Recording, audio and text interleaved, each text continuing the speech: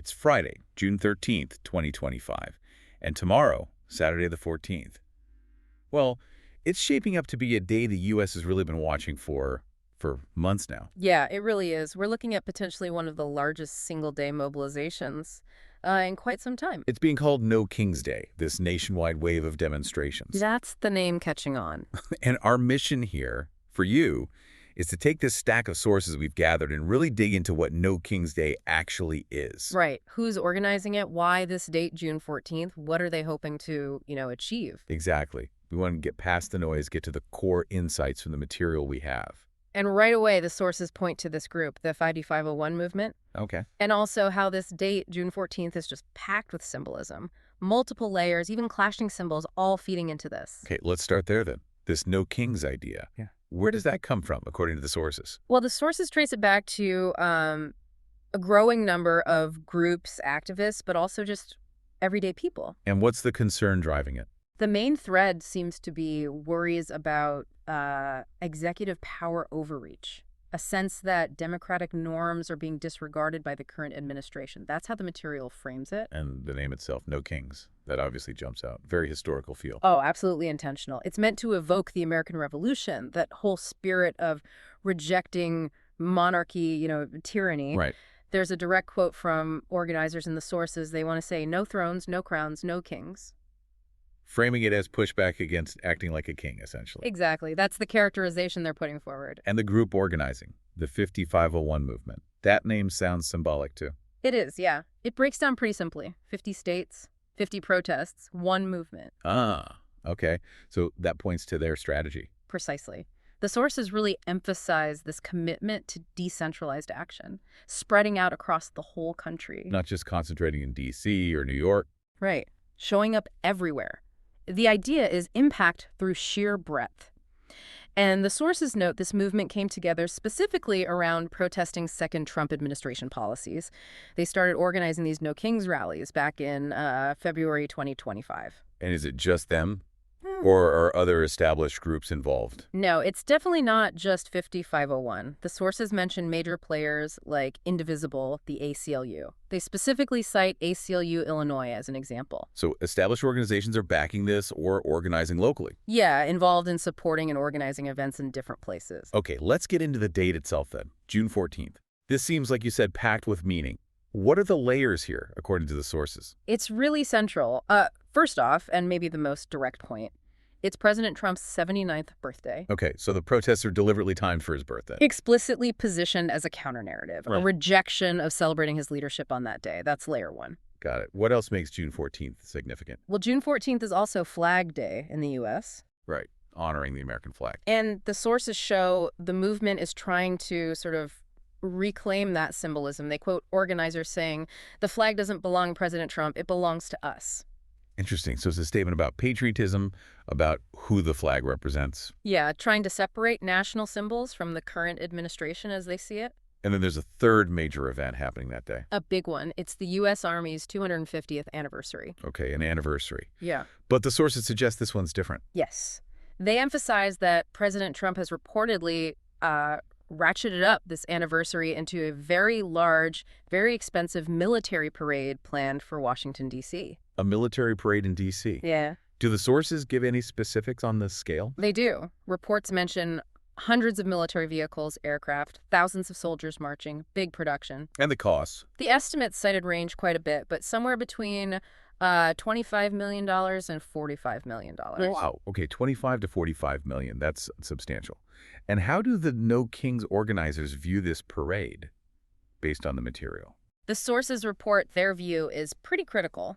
They're calling it things like a made-for-TV display of dominance, and also a costly, wasteful, and un-American birthday parade that they believe is orchestrated primarily for Mr. Trump. So they see it linked directly to his birthday, not just the Army anniversary. That's the connection they're drawing, yes. And this view of the parade then informs their actual protest strategy for the day. Exactly. This is key. The sources highlight that instead of going head-to-head with the parade in D.C., they're urging supporters to rally outside the Capitol in their local communities. Oh, okay. Spread out. Right. The quote that really captures it is, We're showing up everywhere he isn't to say no thrones, no crowns, no kings. So avoid the stage set in D.C. and create hundreds of smaller stages everywhere else. That seems to be the strategic thinking described. That's fascinating. So, okay, pulling this together, the name, the date, the strategy, what are the core messages? What specific issues are driving this expected turnout, according to the sources? Broadly, the material outlines aims like rejecting authoritarianism, billionaire-first politics, and what they call the militarization of the country's democracy. Big themes. And they frame it, you said, as a response to a hostile government takeover. Yes, that's the language used in the sources describing their perspective. Pretty strong framing. What specific policies or actions do the sources point to as evidence for that takeover narrative? Immigration seems to be front and center, a major driver, especially noted in states like California and Texas. What about immigration specifically? The focus is on stepped-up enforcement, plans for mass deportations. The sources bring up recent ICE raids in Los Angeles that reportedly caused unrest. Right, I remember reading about that. And also the controversial deployment of the National Guard, even U.S. Marines, in response. That deployment in California is apparently facing legal challenges from Governor Newsom against the administration. And the language used by protesters about these actions. It's very stark, according to the sources, quoting organizers accusing the administration of things like deporting Americans and disappearing people off the streets. Heavy stuff. What other specific grievances fall under that hostile takeover umbrella in the sources? They also mention claims the administration has defied our courts, attacked our civil rights. Okay. And another big one is opposition to policies they say have slashed our services while benefiting, quote, their billionaire allies. That connects back to earlier things. Yeah, the sources link this to previous protests mentioned against Trump and billionaire advisor Elon Musk back when Musk was leading the Department of Government Efficiency and pushing for federal spending cuts. So that billionaire first theme is tied to specific examples. And the military parade we talked about fits in here too, as part of the militarization concern. Exactly. The sources portray it not just as wasteful spending, but as a symbol of politicizing the military, consolidating power, drawing parallels to authoritarian regimes. It's like a visual representation of one of their main complaints. Okay, so given all that, what are we likely to see on signs tomorrow? What themes do the sources expect?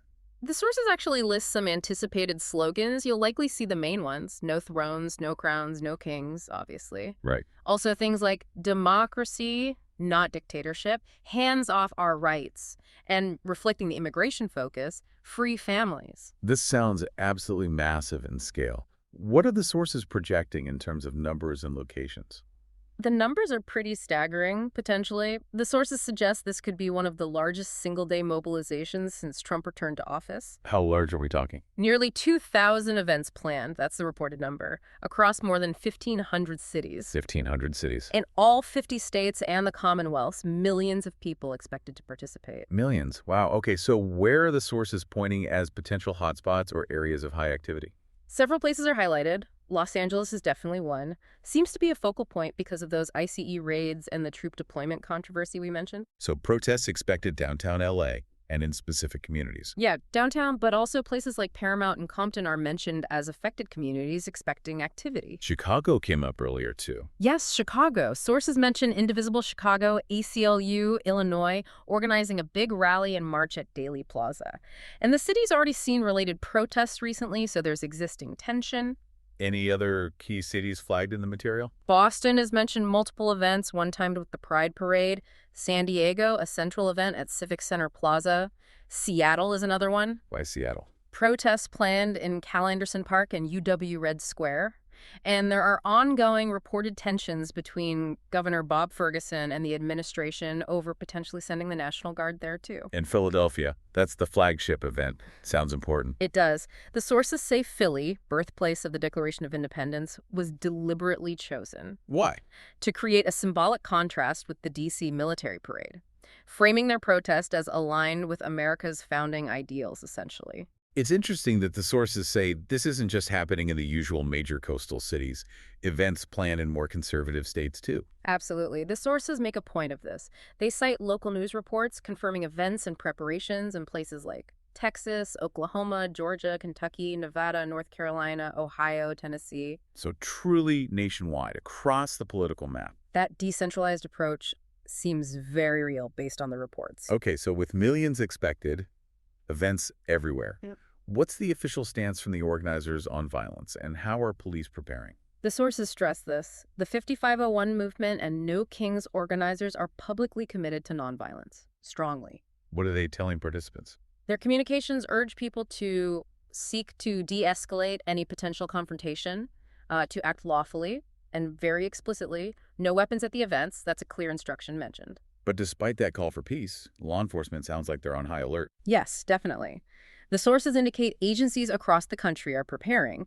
You see examples like Governor Abbott in Texas deploying the National Guard and state troopers. Making statements about arrests. Yeah, saying peaceful protest is fine, but property damage or harm will lead to arrests. Officials in places like Tulsa, Seattle are coordinating responses, saying they'll protect peaceful assembly but are ready for escalation or illegal acts. So there's a definite tension there. Organizers calling for peace, authorities preparing for potential trouble. Exactly. That tension is palpable in the source material describing the situation. So as we wrap up this deep dive, how should we understand the overall significance of what's planned for tomorrow, June 14th, 2025? Well, No King's Day is clearly being framed and reported on as a pretty pivotal moment. It's this large-scale, very coordinated effort. Not just random protest. No. A significant slice of the population voicing opposition, not just vaguely, but against specific policies in what they see as threats to democratic norms.